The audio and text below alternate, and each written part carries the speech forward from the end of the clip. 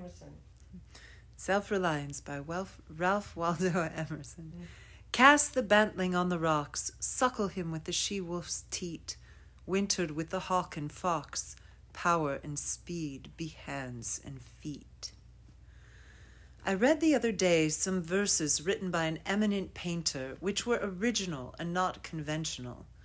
The soul always hears an admonition in such lines, let the subject be what it may. The sentiment they instill is of more value than any thought they may contain. To believe your own thought, to believe what is true for you in your private heart, is true for all men. That is genius. Speak your latent conviction, and it shall be the universal sense. For the inmost in due time becomes the outmost, and our first thought is rendered back to us by the trumpets of the last judgment.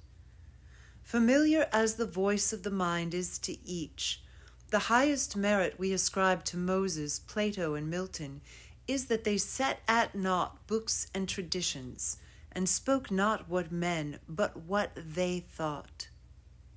Mm-hmm.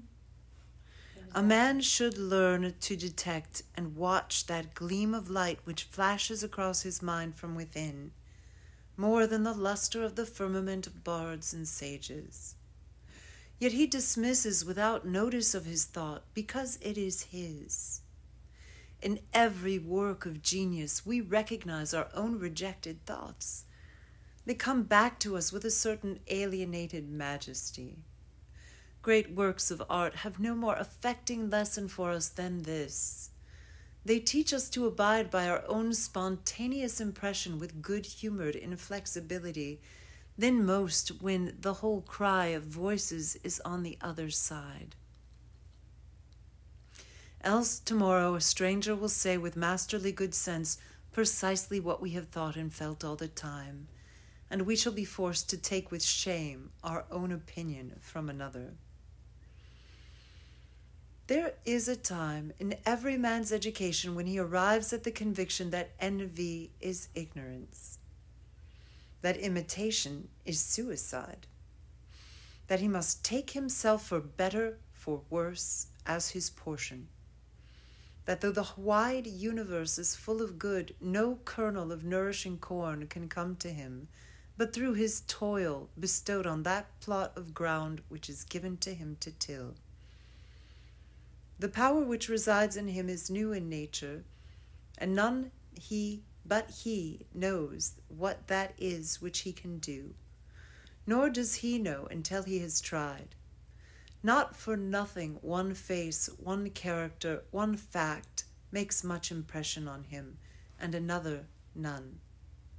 This sculpture in the memory is not without pre-established harmony. The eye was placed where one ray should fall, that it might testify of that particular ray. We but half express ourselves and are ashamed of that divine idea which each of us represents. It may be safely trusted as proportionate and of good issues to be so it be faithfully imparted. But God will not have his work made manifest by cowards. A man is relieved and gay when he has put his heart into his work and done his best.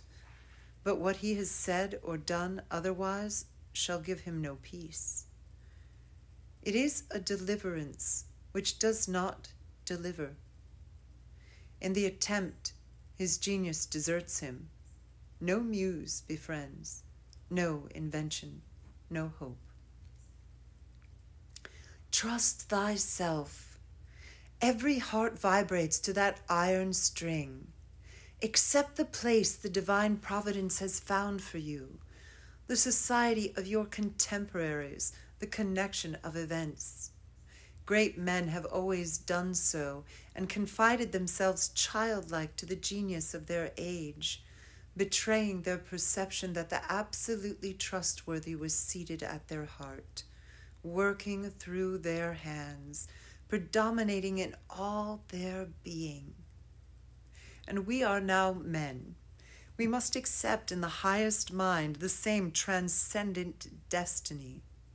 and not minors and invalids in a protected corner, not cowards fleeing before revolution, but guides, redeemers and benefactors, obeying the almighty effort and advancing on chaos and the dark.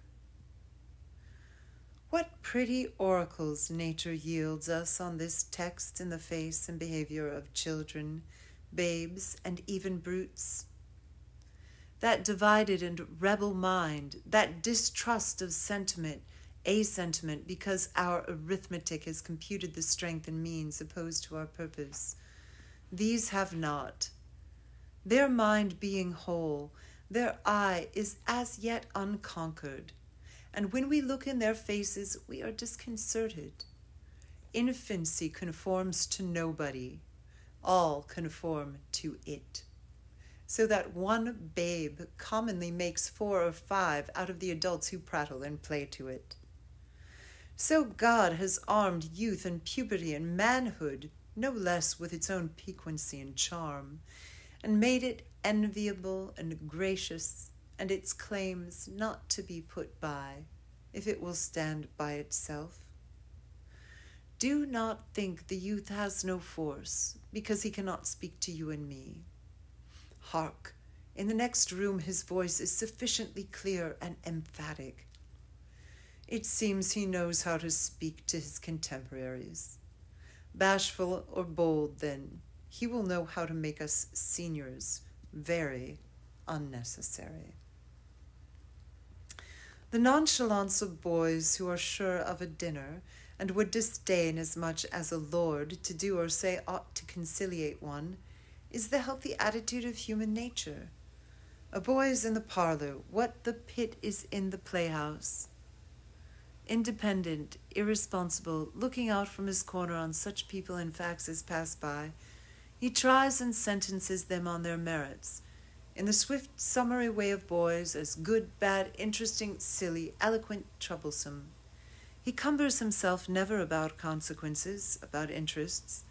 He gives an independent, genuine verdict. You must court him. He does not court you. But the man is, as it were, clapped into jail by his consciousness. As soon as he has once acted or spoken with éclat, he is a committed person, watched by the sympathy or the hatred of hundreds, whose affections must now enter into his account. There is no Lethe for this. Ah, that he could pass again into his neutrality. Who can thus avoid all pledges, and having observed, observe again from the same unaffected, unbiased, unbribable, unaffrighted innocence, must always be formidable. He would utter opinions on all passing affairs, which being seen to be not private but necessary, would sink like darts into the ear of men and put them in fear. These are the voices which we hear in solitude, but they grow faint and inaudible as we enter into the world. Society everywhere is in conspiracy against the manhood of every one of its members. Society is a joint stock company in which the members agree, for the better securing of his bread to each shareholder, to surrender the liberty and culture of the eater. The virtue in most request is conformity. Self-reliance is its aversion. It loves not realities and creators, but names and customs. Whoso would be a man must be a nonconformist. He who would gather immortal palms must not be hindered by the name of goodness, but must explore if it be goodness. Nothing is at last sacred but the integrity of your own mind. Absolve you to yourself, and you shall have the suffrage of the world. I remember an answer which, when quite young, I was prompted to make to a valued adviser who was wont to importune me with the dear old doctrines of the Church. On my saying, What have I to do with the sacredness of traditions if I live wholly from within? My friends suggested, but these impulses may be from below, not from above. I replied, they do not seem to me to be such. But if I am the devil's child, I will live then from the devil. No law can be sacred to me but that of my nature. Good and bad are but names very readily transferable to this or that. The only right is what is after my constitution. The only wrong, what is against it. A man is to carry himself in the presence of all opposition, as if everything were titular and ephemeral but he. I am ashamed to think how easily we capitulate to badges and names, to large societies and dead institutions. Every decent and well-spoken individual affects and sways me more than is right. I ought to go upright and vital, and speak the rude truth in all ways.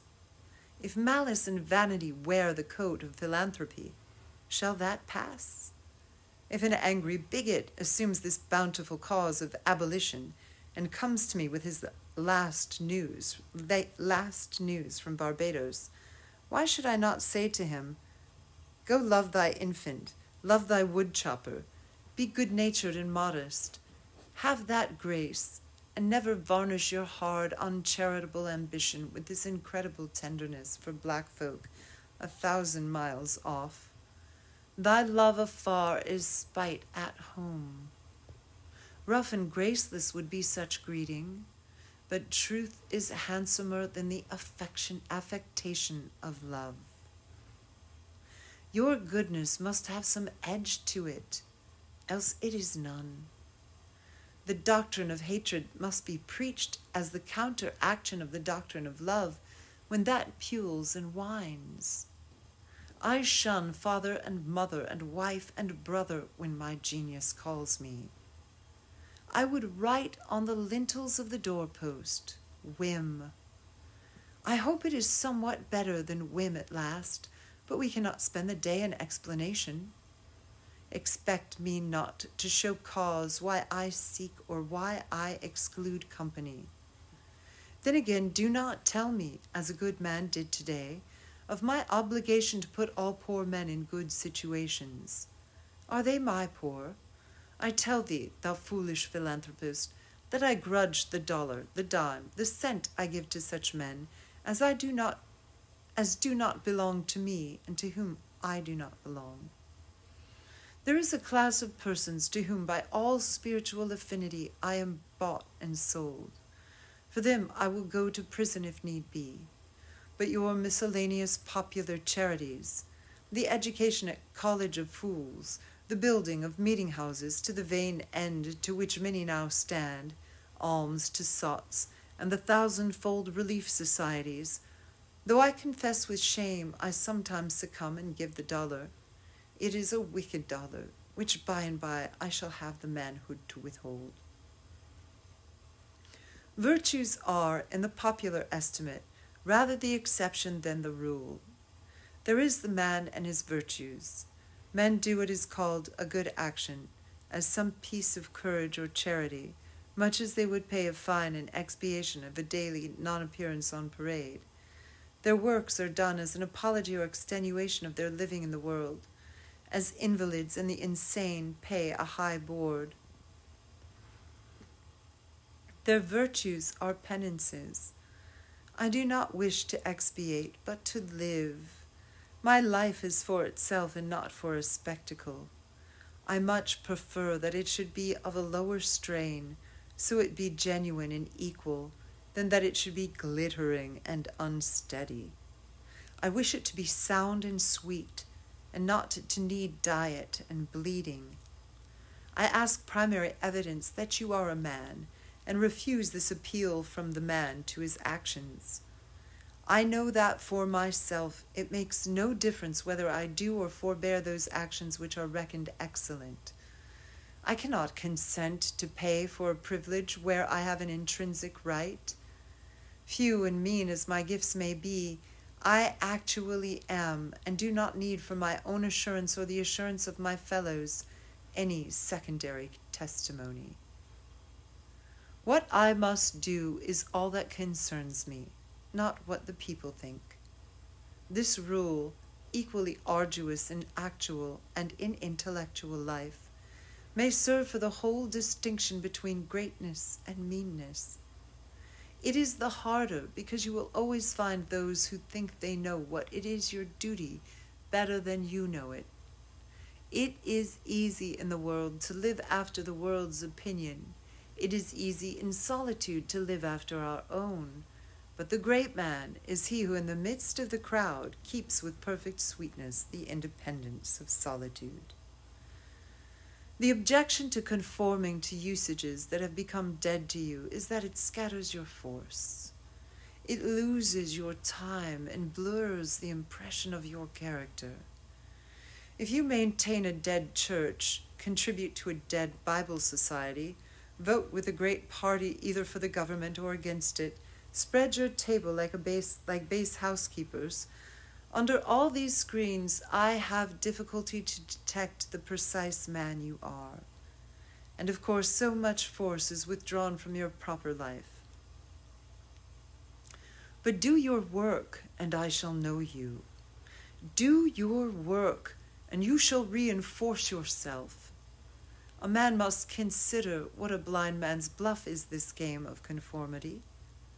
If I know your sect, I anticipate your argument.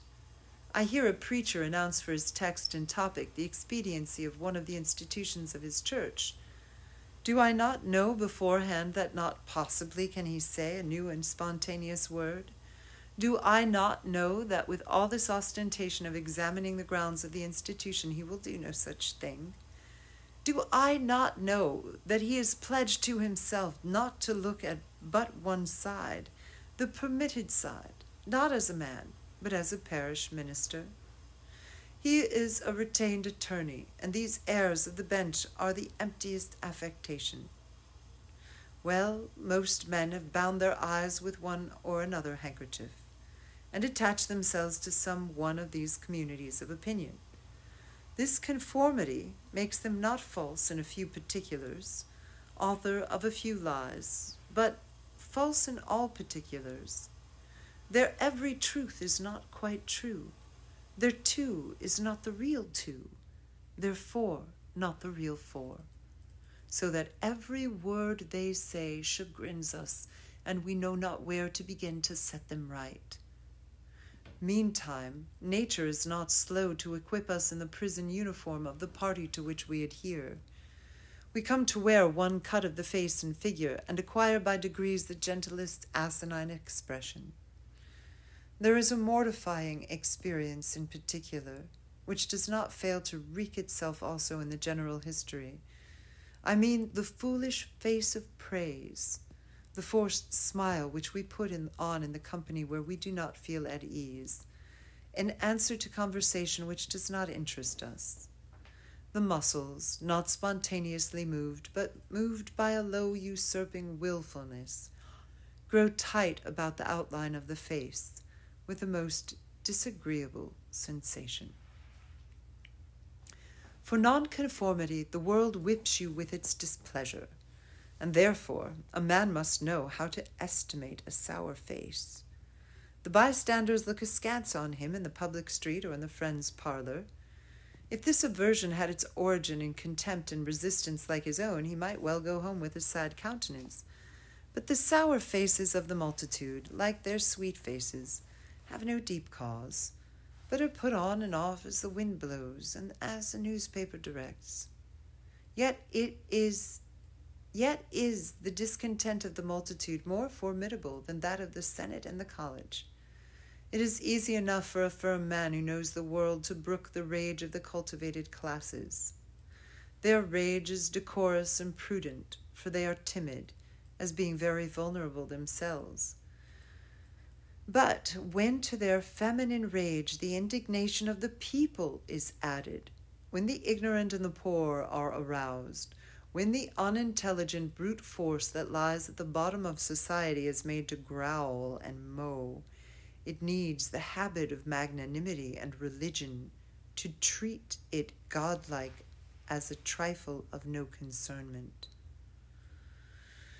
The other terror that scares us from self-trust is our consistency, a reverence for our past act or word because the eyes of others have no other data for computing our orbit than our past acts, and we are loath to disappoint them. But why should you keep your head over your shoulder? Why drag about this corpse of your memory, lest you contradict what you have stated in this or that public place? Suppose you should contradict yourself. What then? It seems to be a rule of wisdom never to rely on your memory alone, scarcely even in acts of pure memory, but to bring the past for judgment into the thousand-dyed present, and live ever in a new day. In your metaphysics you have denied personality to the deity, yet when the devout motions of the soul come, yield to them heart and life, though they should clothe God with shape and color. Yet leave your theory as Joseph his coat in the hand of the harlot, and flee.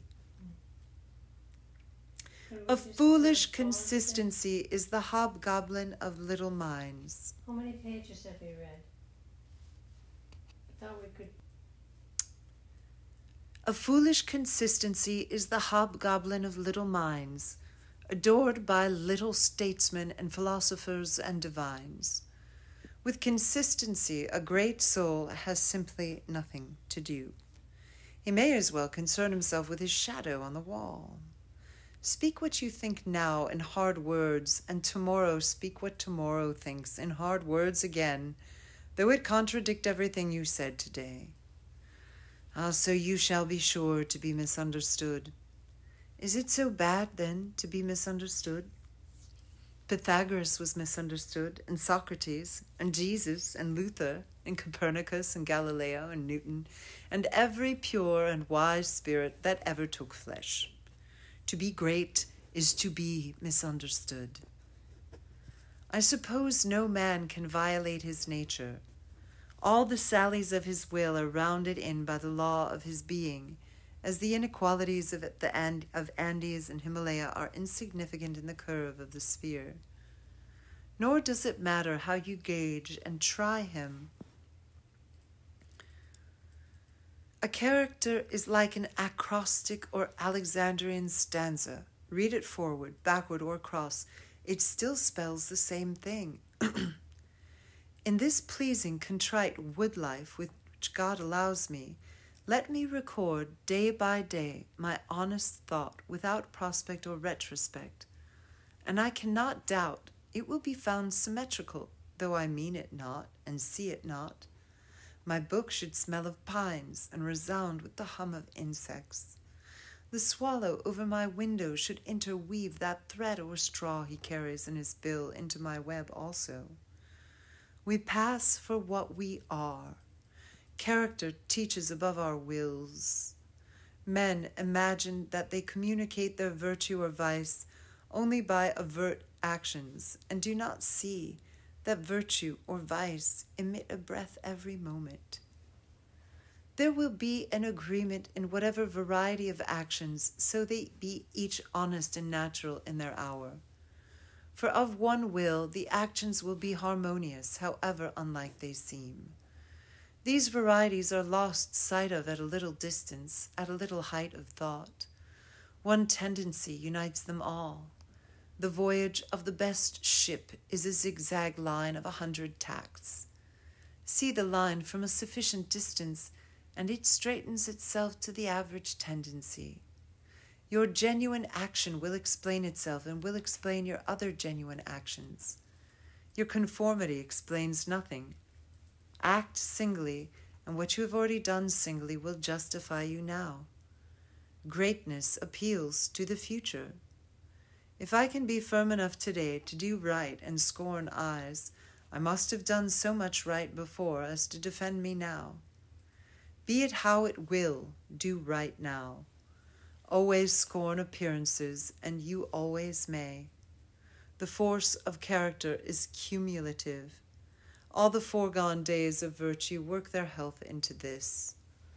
What makes the majesty of the heroes of the Senate and the field, which so fills the imagination? The consciousness of a train of great days and victories behind. They shed a united light on the advancing actor. He is attended as by a visible escort of angels. That is it which throws thunder into Chatham's voice, and dignity into Washington's port, and America into Adam's eye. Honor is venerable to us because it is no ephemera. It is always ancient virtue. We worship it today because it is not of today. We love it and pay homage because it is not a trap for our love and homage, but is self-dependent, self-derived, and therefore of an old immaculate pedigree, even if shown in a young person. I hope in these days we have heard the last of conformity and consistency. Let the words be gazetted and ridiculous henceforth. Instead of the gong for dinner, let us hear a whistle from the Spartan fife. Let us never bow and apologize more. A great man is coming to eat at my house. I do not wish to please him. I wish that he should wish to please me. I will stand here for humanity, and though I would make it kind, I would make it true. Let us affront and reprimand the smooth mediocrity and squalid contentment of the times, and hurl in the face of custom and trade and office the fact which is the upshot of all history, that there is a great responsible thinker and actor working wherever a man works, that a true man belongs to no other time or place, but is the center of things. Where he is, there is nature. He measures you and all men and all events. Ordinarily, every body in society reminds us of somewhat else or of some other person. Character, reality, reminds you of nothing else. It takes place of the whole creation. The man must be so much that he must make all circumstances indifferent. Every true man is a cause, a country, and an age, requires infinite spaces and numbers and time fully to accomplish his design, and posterity seem to follow his steps as a train of clients. A man Caesar is born, and for ages after we have a Roman Empire. Christ is born, and millions of minds grow and cleave to his genius, that he is confounded with virtue and the possible of man. An institution is the lengthened shadow of one man, as monachism of the hermit Antony, the Reformation of Luther, Quakerism of Fox, Methodism of Wesley, abolition of Clarkson, Scipio, Milton called the height of Rome, and all history resolves itself very easily into the biography of a few stout and earnest persons. Let a man then know his worth and keep things under his feet. Let him not peep or steal or skulk up and down with the air of a charity boy, a bastard, or an interloper in the world which exists for him. But the man in the street, finding no worth in himself which corresponds to the force which built a tower or sculptured a marble god, feels poor when he looks on these. To him a palace, a statue, or a costly book have an alien and forbidding air, much like a gay equipage, and seem to say like that, "Who are you, sir?" Yet they all are his, suitors for his notice, petitioners to his faculties that they will come out and take possession. The picture waits for my verdict. It is not to command me, but I am to settle its claims to praise. That popular fable of the sot who was picked up dead drunk in the street, carried to the Duke's house, washed and dressed, and laid in the Duke's bed, and on his waking, treated with all the obsequious ceremony like the Duke, and assured that he had been insane. owes its popularity to the fact that it symbolizes so well the state of man, who is in the world a sort of sot, but now and then wakes up, exercises his reason, and finds himself a true prince. Our reading is mendicant and sycophantic. In history, our imagination plays us false.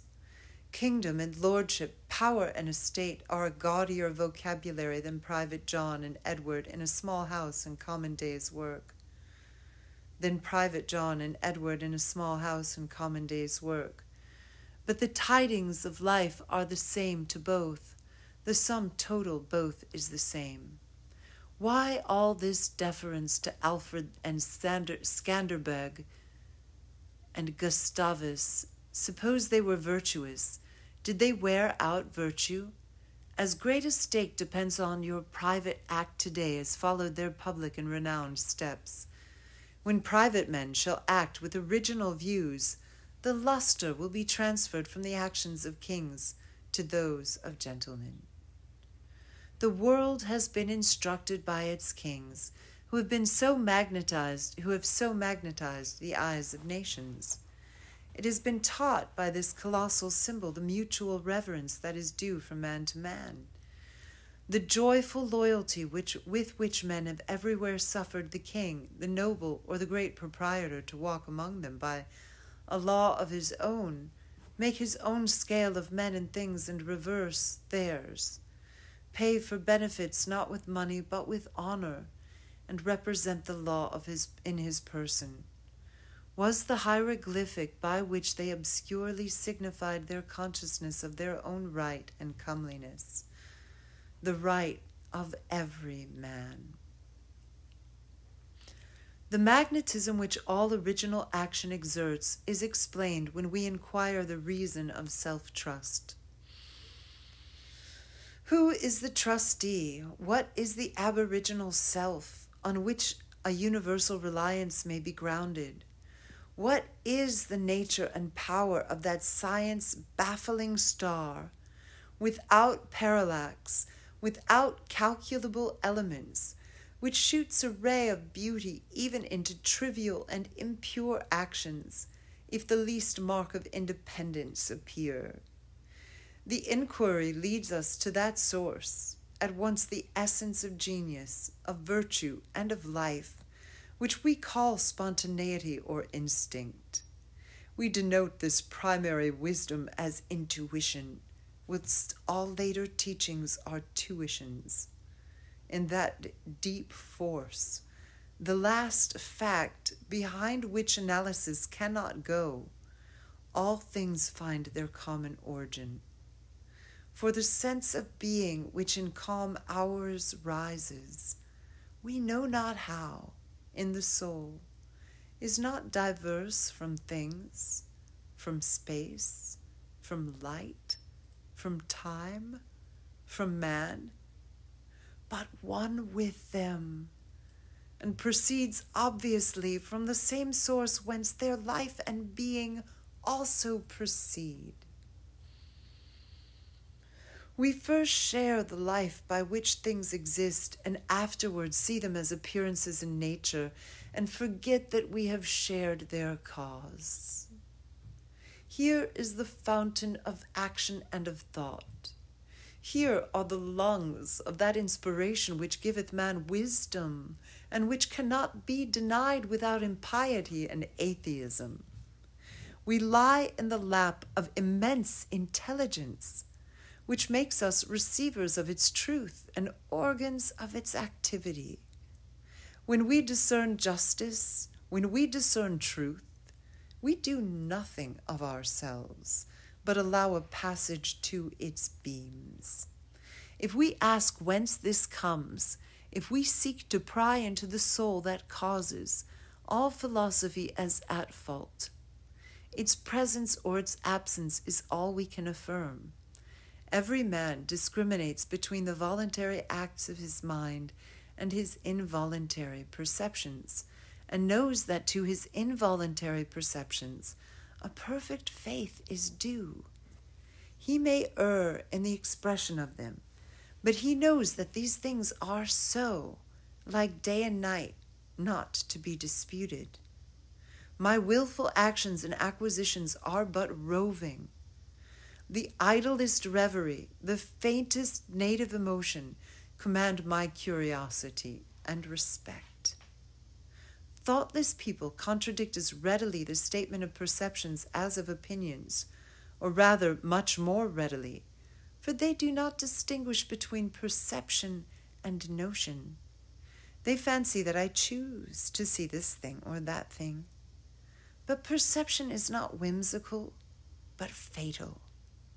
If I see a trait, my children will see it after me, and in course of time, all mankind, although it may chance that no one has seen it before me. For my perception of it is as much a fact as the sun. The relations of the soul to the divine spirit are so pure that it is profane to seek to interpose helps. It must be that when God speaketh, he should communicate not one thing, but all things, should fill the world with his voice, should scatter forth light, nature, time, souls, from the center of the present thought. The new date and the new create the whole. Whenever a mind is simple and receives a divine wisdom, old things pass away. Means, teachers, texts, temples fall. It lives now and absorbs past and future into the present hour.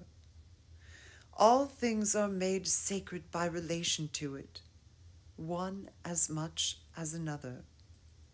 All things are dissolved to their center by their cause, and in the universal miracle, petty and particular miracles disappear.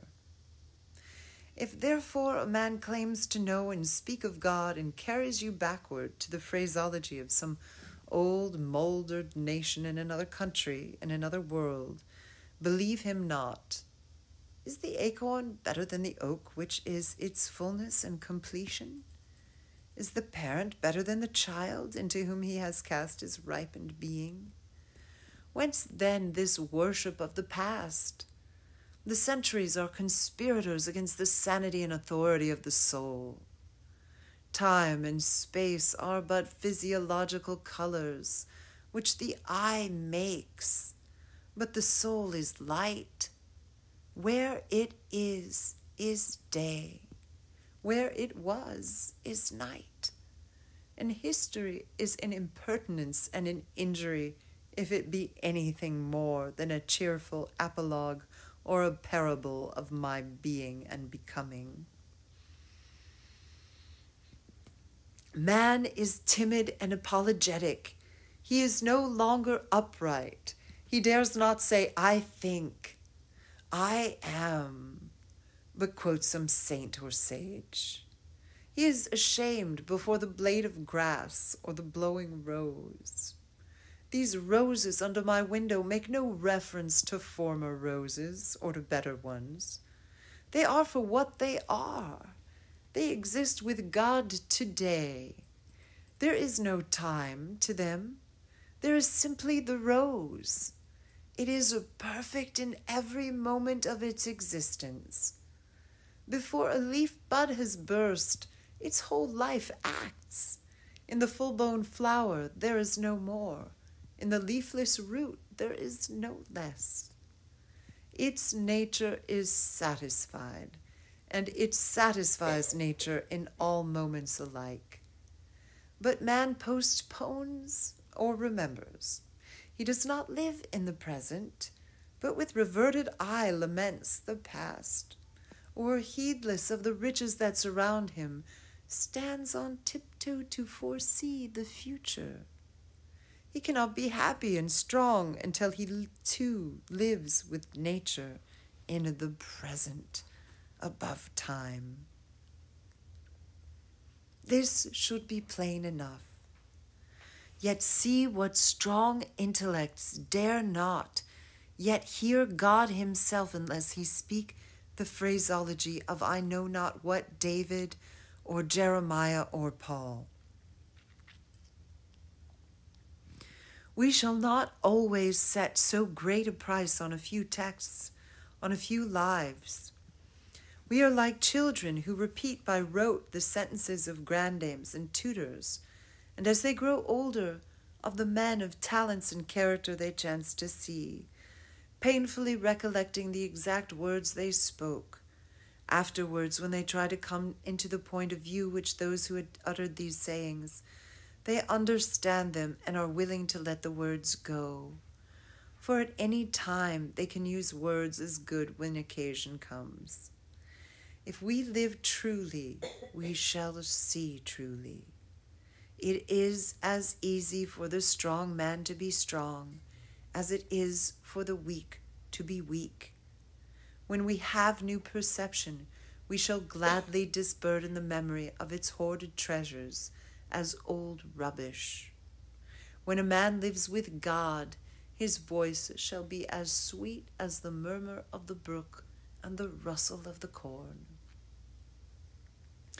And now, at last, the highest truth on this subject remains unsaid.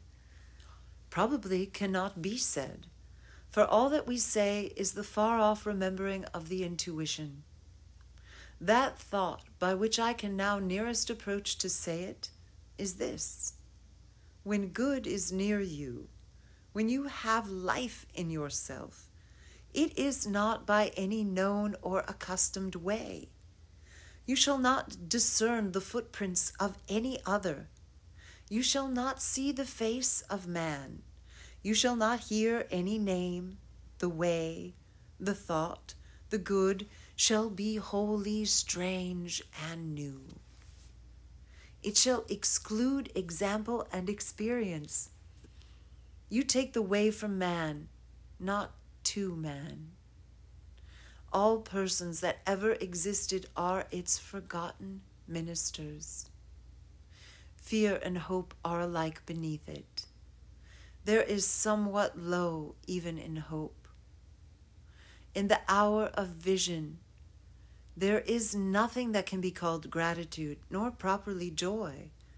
The soul raised over passion beholds identity and eternal causation, perceives the self-existence of truth and right, and calms itself with knowing that all things go well. Vast spaces of nature, the Atlantic Ocean, the South Sea, long intervals of time, years, centuries, are of no account. This which I think and feel underlay every former state of life and circumstances, as it does underlie my present, and of what is called life and what is called death. Life only avails, not the having lived.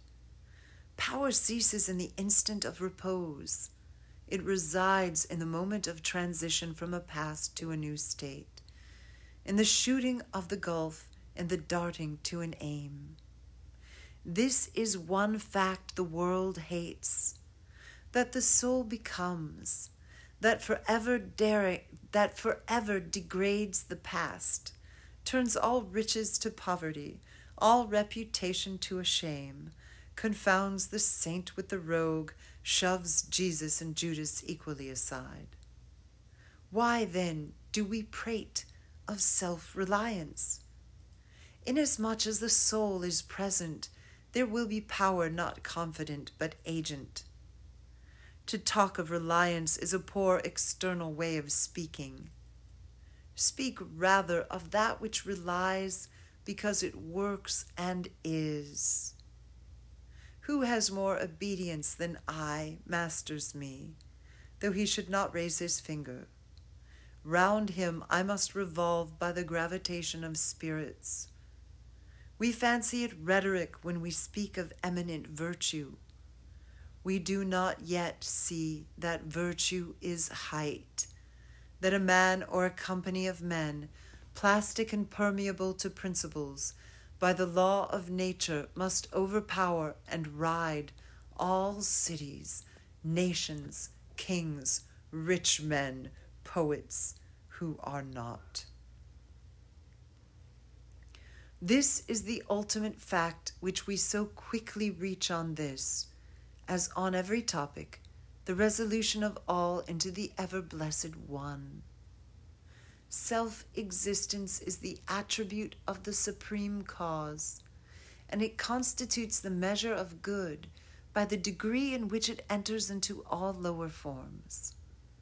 All things real are so, by so much virtue as they contain. Commerce, husbandry, hunting, whaling, war, eloquence, personal weight are somewhat, and engage my respect as examples of its presence and impure action. I see the same law working in nature for conservation and growth. Power is, in nature, the essential measure of right. Nature suffers nothing to remain in her kingdoms which cannot help itself.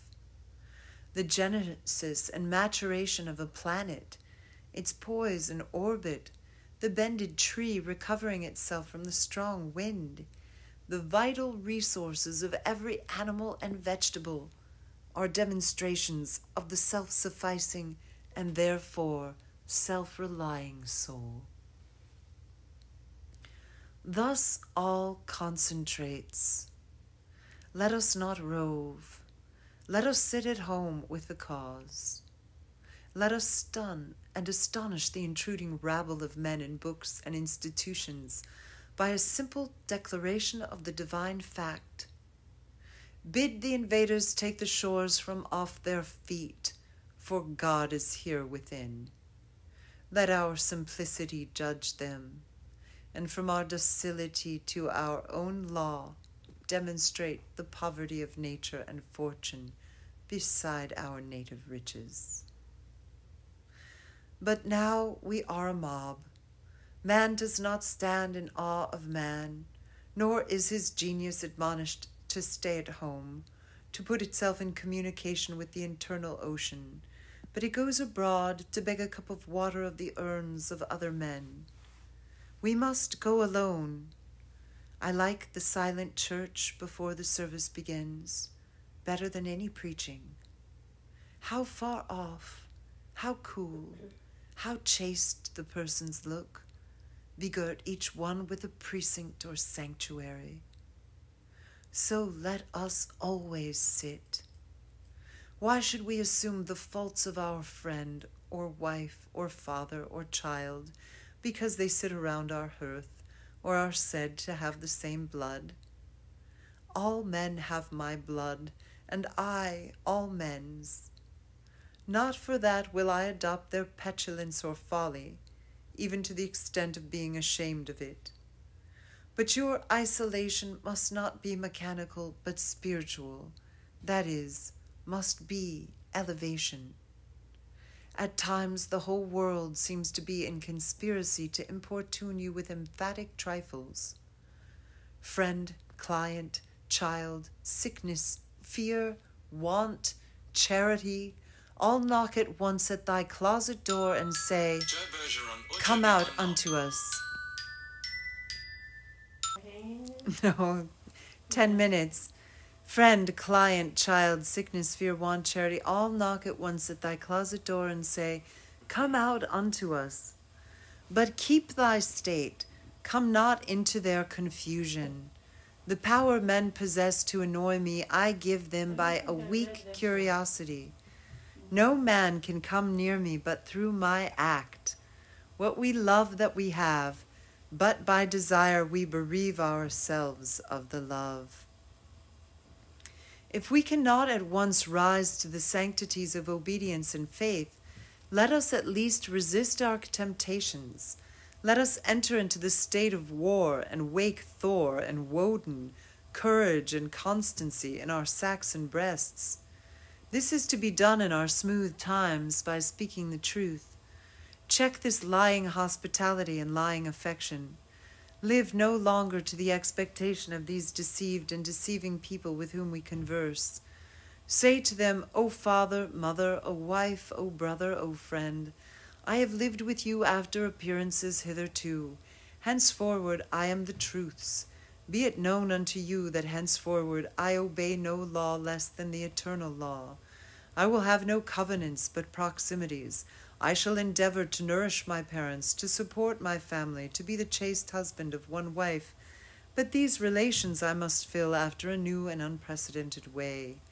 I appeal from your customs. I must be myself. I cannot break myself any longer for you or you. If you can love me for what I am, we shall be the happier. If you cannot, I will still seek to deserve that you should. I will not hide my tastes or aversions. I will so trust that what is deep is holy, that I will do strongly before the sun and moon, whatever inly rejoices me and the heart appoints. If you are noble, I will love you. If you are not, I will not hurt you and myself by hypocritical attentions. If you are true, but not in the same truth with me, cleave to your companions. I will seek my own. I do this not selfishly, but humbly and truly. It is alike your interest and mine, and all men's, however long we have dwelt in lies, to live in truth. Does this sound harsh today? You will soon love what is dictated by your nature as well as mine, and if we follow the truth, it will bring us out safe at last. But so may you give these friends pain. Yes, but I cannot sell my liberty and my power to save their sensibility. Besides, all persons have their moments of reason, when they look out into the region of absolute truth. Then they will justify me and do the same thing. The populace think that your rejection of popular standards is a rejection of all standard and mere antinomianism, and the bold sensualist will use the name of philosophy to gild his crimes. But the law of consciousness abides. There are two confessionals, in one or the other of which we must be shriven. You may fulfill your round of duties by clearing yourself in the direct or the reflexive way. Consider whether you have satisfied your relations to father, mother, cousin, neighbor, town, cat, and dog, whether any of these can upbraid you. But I may also neglect this reflex standard and absolve me to myself. I have my own stern claims in perfect circle. It denies the name of duty to many offices that are called duties. But if I can discharge its debts, it enables me to dispense with the popular code.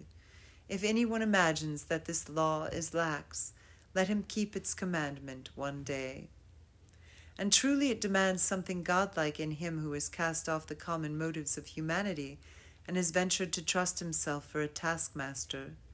High be his heart, faithful his will, clear his sight, that he may in good earnest be doctrine, society, law to himself, that his simple purpose may be to him as strong as iron necessity is to others. If any man consider the present aspects of what is called by distinction society, he will see the needs of these ethics. The sinew and heart of man seem to be drawn out, and we are become timorous, desponding whimperers. We are afraid of truth, afraid of fortune, afraid of death, and afraid of each other. Our age yields no great and perfect persons. We want men and women who shall renovate life in our social state, but we see that most natures are insolvent, cannot satisfy their own wants, have an ambition out of all proportion to their practical force, and do lean and beg day and night continually. Our housekeeping is mendicant. Our arts, our occupations, our marriages, our religion, we have not chosen, but society has chosen for us.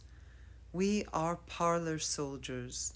We shun the rugged battle of fate, where strength is born. If our young men miscarry in their first enterprises, they lose all heart. If the young merchant fails, men say he is ruined.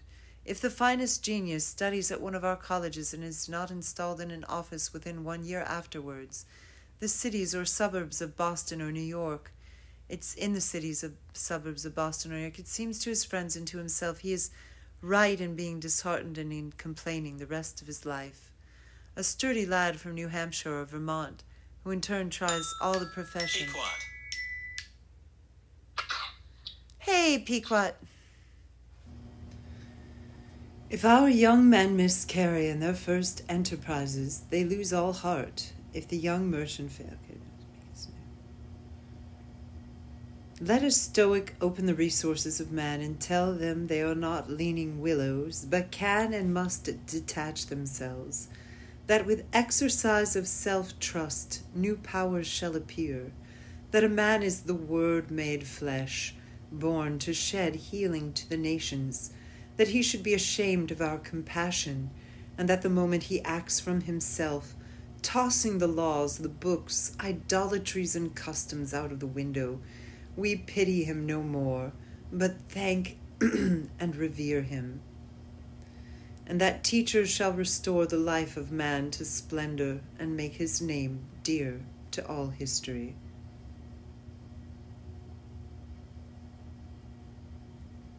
Let's go back. If our young men miscarry in their first enterprises, they lose all heart. If the young merchant fails, men say he is ruined.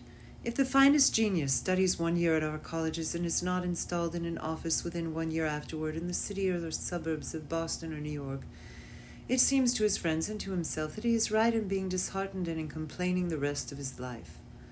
A sturdy lad from New Hampshire or Vermont, who in turn tries all the professions, who teams it, farms it, peddles, keeps a school, preaches, edits a newspaper, goes to Congress, buys a township, and so forth, in successive years, and always like a cat falls on his feet, is worth 100 of these city dolls. He walks abreast with his days and feels no shame in not studying a profession, for he does not postpone his life, but lives already. He has not one chance, but 100 chances. Let a stoic open the resources of man and tell men they are not leaning willows, but can and must detach themselves, that with the exercise of self-trust new powers shall appear, that a man is the Word made flesh, born to shed healing to the nations, that he should be ashamed of our compassion, and that the moment he acts from himself, tossing the laws, the books, idolatries, and customs out of the window, we pity him no more, but thank and revere him, and that teacher shall restore the life of man to splendor, and make his name dear to all history. It is easy to see that a greater self-reliance must work a revolution in all the offices and all relations of men, in their religion, in their education, in their pursuits, their modes of living, their association, in their property, in their speculative views. In what prayers do men allow themselves? That which they call a holy office is not so much as brave and manly. Prayer looks abroad and asks for some foreign addition to come through some foreign virtue, and loses itself in endless mazes of natural and supernatural, and mediatorial and miraculous. Prayer that craves a particular commodity, anything less than all good, is vicious. Prayer is the contemplation of the facts of life from the highest point of view. It is the soliloquy of a beholding and jubilant soul. It is the Spirit of God pronouncing his works good. But prayer as a means to effect a private end is meanness and a theft. It supposes dualism and not unity in nature and consciousness. As soon as the man is at one with God, he will not beg. He will then see prayer in all action. The prayer of the farmer kneeling in his field to weed it. The prayer of the rower kneeling with the stroke of his oar are true prayers heard throughout nature, though for cheap ends. Karatek in Fletcher's Bonduca, when admonished to inquire the mind of the god Audate, replies, "His hidden meaning lies in our endeavors. Our valors are our best gods." Another sort of false prayers are our regrets. Discontent is the want of self-reliance. It is infirmity of will. Regret calamities if you can, thereby help the sufferer. If not, attend to your own work, and already the evil begins to be repaired. Our sympathy is just as base. We come to them who weep foolishly and sit down and cry for company, instead of imparting to them the truth and health in rough electric shocks, putting them once more in communication with their own reason. The secret of fortune is joy in our hands. Welcome evermore to gods and men is the self-helping man. For him all doors are flung wide. Him all tongues greet, all honors crown, all eyes follow with desire. Our love goes out to him and embraces him because he did not need it. We solicitously and apologetically caress and celebrate him because he held on his way and scorned our disapprobation. The gods love him because men hated him. To the persevering mortals, said Zoroaster, the blessed immortals are swift. As men's prayers are a disease of the will,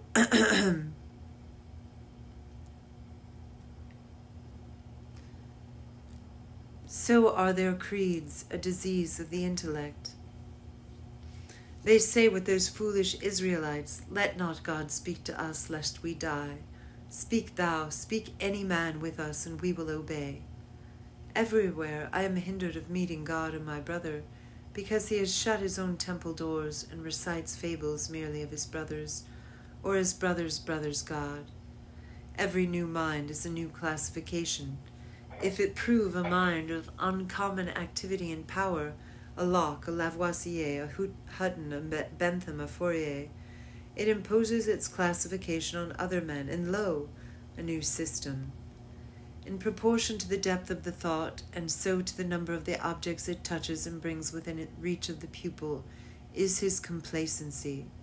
But chiefly is this apparent in creeds and churches, which are also classifications of some powerful mind acting on the elemental thought of duty and man's relation to the highest. Such as Calvinism, Quakerism, Swedenborgism. The pupil takes the same delight in subordinating everything to the new terminology as a girl who has just learned botany in seeing a new earth and new seasons thereby.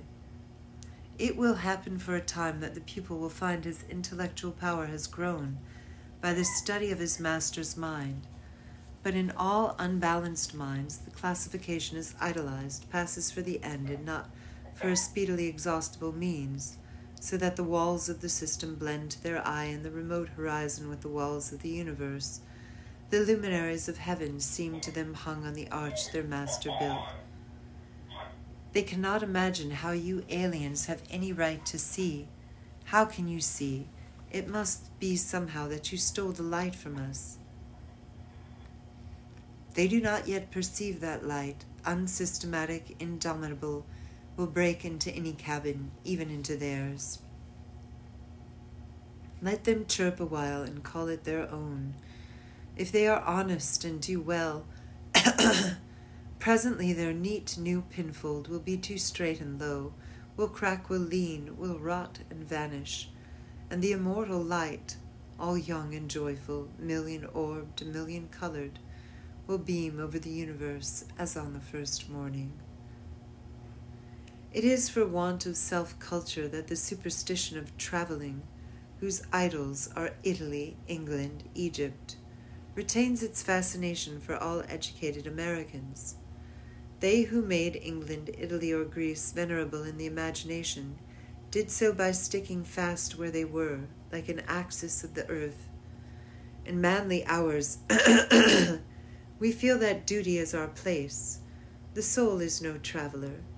The wise man stays at home, and when his necessities, his duties, on any occasion call him from his house or into foreign lands, he is at home still, and shall make men sensible by the expression of his countenance that he goes, the missionary of wisdom and virtue, and visits cities and men like a sovereign, and not like an interloper or a valet.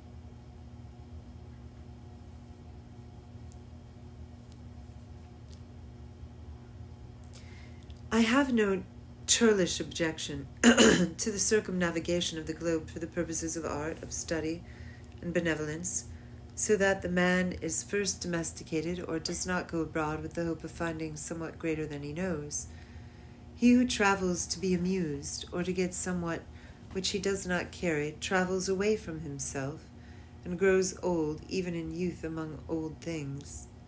In Thebes, in Palmyra, his will and mind have become old and dilapidated as they.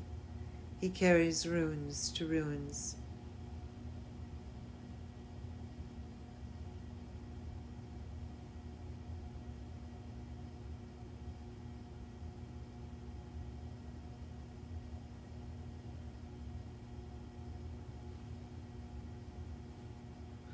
Traveling is a fool's paradise. Our first journeys discover to us the indifference of places. At home I dream that at Naples, at Rome, I can be intoxicated with beauty and lose my sadness. I pack my trunk, embrace my friends, embark on the sea, and at last wake up in Naples, and there beside me is the stern fact, the sad self, unrelenting, identical, that I fled from. I seek the Vatican and the palaces. I affect to be intoxicated with sights and suggestions, but I am not intoxicated. My giant goes with me wherever I go. But the rage of traveling is a symptom of a deeper unsoundness affecting the whole intellectual action. The intellect is a vagabond, and our system of education fosters restlessness. Our minds travel when our bodies are forced to stay at home. We imitate. And what is imitation but the traveling of the mind? Our houses are built with foreign taste. Our shelves are garnished with foreign ornaments. Our opinions, our tastes, our faculties lean and follow the past and the distant. The soul created the arts wherever they have flourished. It was in his own mind that the artist sought his model. It was an application of his own thought to the thing to be done and the conditions to be observed. And why need we copy the Doric or the Gothic model? Beauty, convenience, grandeur of thought, and quaint expression are as near to us as to any. And if the American artist will study with hope and love the precise thing to be done by him, considering the climate, the soil, the length of the day, the wants of the people, the habit and form of the government, he will create a house in which all these will find themselves fitted, and taste and sentiment will be satisfied also. Insist on yourself, never imitate. Your own gift you can present every moment with the cumulative force of a whole life's cultivation, but of the adopted talent of another, you have only an extemporaneous half-possession. That which each can do best, none but his Maker can teach him. No man yet knows what it is, nor can, till that person has exhibited it. Where is the master who could have taught Shakespeare? Where is the master who could have instructed Franklin or Washington or Bacon or Newton? Every great person is unique. The Scipionism of Scipio is precisely that part he could not borrow. Shakespeare will never be made by the study of Shakespeare. To do that which is assigned you, and you cannot hope too much or dare too much. Do that which is assigned you, and you cannot hope too much or dare too much. There is at this moment for you an utterance brave and grand as that of the colossal chisel of Phidias, or trowel of the Egyptians, or the pen of Moses or Dante, but different from all these. Not possibly will a soul, all rich, all eloquent, with thousand cloven tongue, deign to repeat itself. But if you can hear what these patriarchs say, surely you can reply to them in the same pitch of voice, for the ear and the tongue are the two organs of one nature. Abide in the simple and noble regions of thy life. Obey thy heart, and thou shalt reproduce the world again. As our religion, our education, our art look abroad, so does our spirit of society. All men plume themselves on the improvement of society, and no man improves. Society never advances.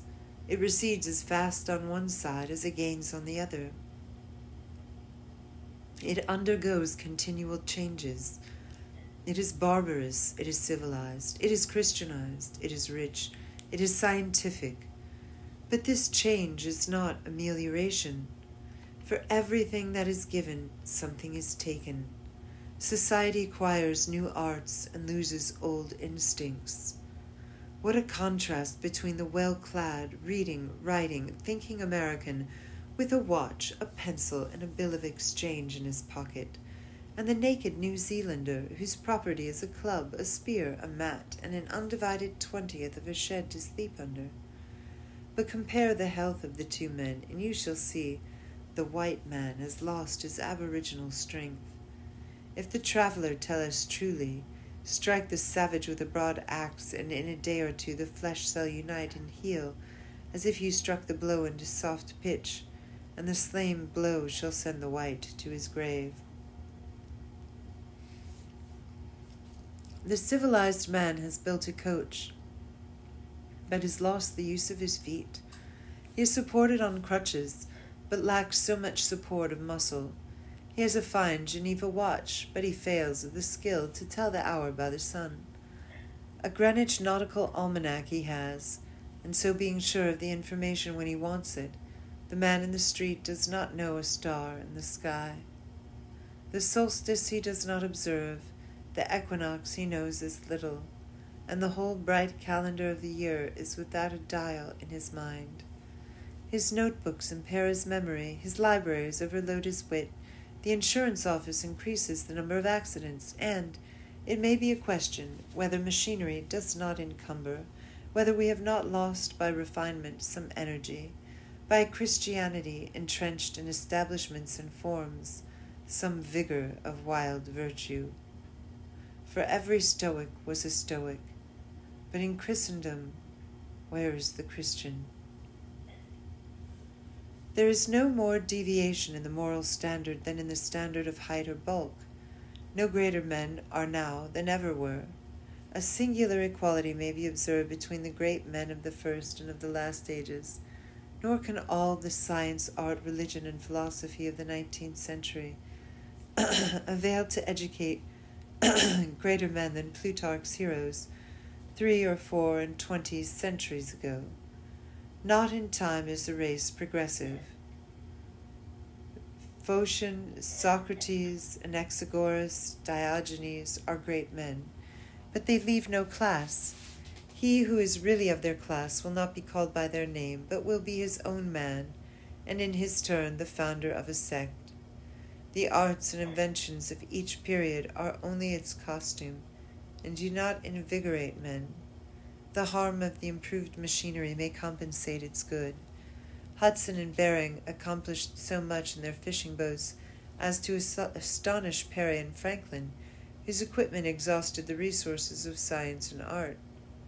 Galileo, with an opera glass, discovered a more splendid series of celestial phenomena than anyone since.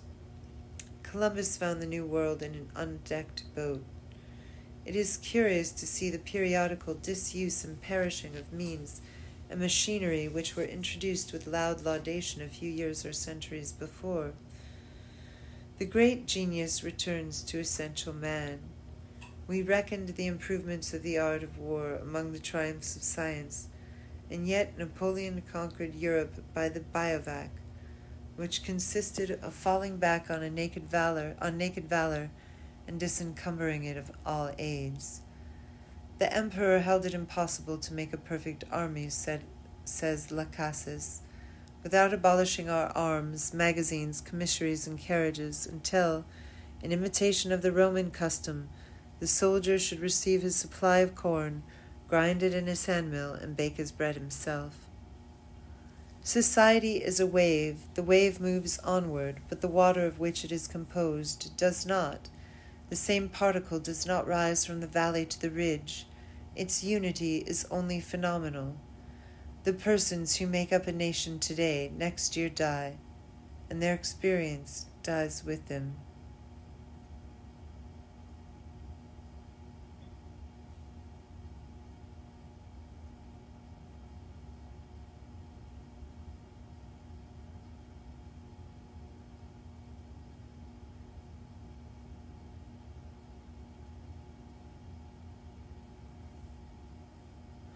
And so the reliance on property, including the reliance on governments which protect it, is the want of self-reliance. Men have looked away from themselves and at things so long that they have come to esteem the religious, learned and civil institutions as guards of property, and they deprecate assaults on these because they feel them to be assaults on property. They measure their esteem of each other by what each has and not by what each is. But a cultivated man becomes ashamed of his property out of new respect for his nature. Especially he hates what he has if he sees that it is accidental, came to him by an inheritance or gift or crime. Then he feels that it is not having, it does not belong to him, has no root in him, and merely lies there because no revolution or robber takes it away. But that which a man is, does always by necessity acquire, and what the man acquires is living property, which does not wait the beck of rulers or mobs or revolutions or fire or storm or bankruptcies, but perpetually renews itself wherever the man breathes. Thy lot or portion of life, said the Caliph Ali, is seeking after thee, therefore be at rest from seeking after it. Our dependence on these foreign goods leads us to our slavish respect for numbers. The political parties meet in numerous conventions, the greater the concourse, and with each new uproar of announcement, the delegation from Essex, the Democrats from New Hampshire, the Whigs of Maine. The young patriot feels himself stronger than before by a new thousand of eyes and arms. In like manner the reformers summon conventions and vote and resolve in multitude. Not so, O friends, will the God deign to enter and inhabit you, but by a method precisely the reverse. It is only as a man puts off all foreign support and stands alone that I see him to be strong and to prevail. He is weaker by every recruit to his banner. Is not a man better than a town? Ask nothing of men, and in the endless mutation, thou only firm column must presently appear the upholder of all that surrounds thee. He who knows that power is inborn, that he is weak because he has looked for good out of him and elsewhere, and so perceiving throws himself unhesitatingly on his thought, instantly rights himself, stands in the erect position, commands his limbs, works miracles, just as a man who stands on his feet is stronger than a man who stands on his head. So use all that is called fortune. Most men gamble with her, and gain all and lose all as her wheel rolls. But do thou leave as unlawful these winnings, and deal with cause and effect, the chancellors of God. In the will work and acquire. And thou hast chained the wheel of chance, and shall sit hereafter out of fear from her rotations. A political victory, a rise of rents, the recovery of your sick or the return of your absent friend, or some other favorable event raises your spirits, and you think good days are preparing for you. Do not believe it. Nothing can bring you peace but yourself. Nothing can bring you peace but the triumph of principles.